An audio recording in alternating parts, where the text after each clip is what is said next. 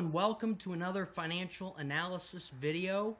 Today I'm talking about Delta Airlines, which reported earnings last Thursday for the first quarter of 2016. And once again, Delta beat earnings expectations.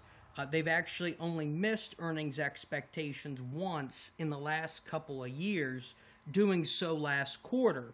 What's interesting about Delta is the way the company trades so cheaply. Right now it is all the way down to 7-8 times forward and trailing earnings, a very cheap price to earnings ratio.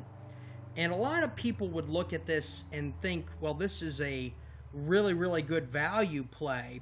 But the problem with Delta is that it's in an extremely fickle consumer discretionary space.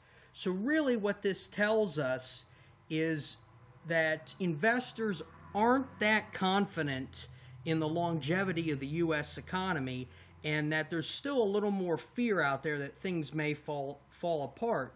But contrary to that, analysts looking at forward earnings, and this is a forward earnings grid over here, here's the data, they are growing increasingly confident in Delta's ability to generate earnings in the future. Look at the second quarter of 2018, for example.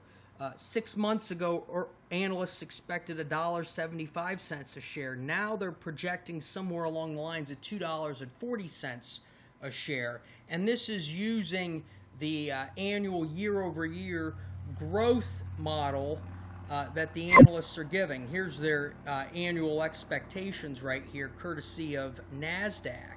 So with that, we're seeing higher earnings expectations from the analysts, and my advice to investors would be, if you think this is a company that is going to continue, or I should say it this way, if this is an economy that you think is going to continue to do well over the next couple of years, you may want to get into Delta Airlines. It is certainly the best, in my opinion, airline out there from a stock standpoint, and it could easily see $60 if the economy continues to grow. The downside risk is that the economy begins to contract. That could wipe out earnings, wipe out the dividend pretty quickly. So this is a fickle space with a little bit of risk, but at the same time, if you believe in the economy, it's a good pickup.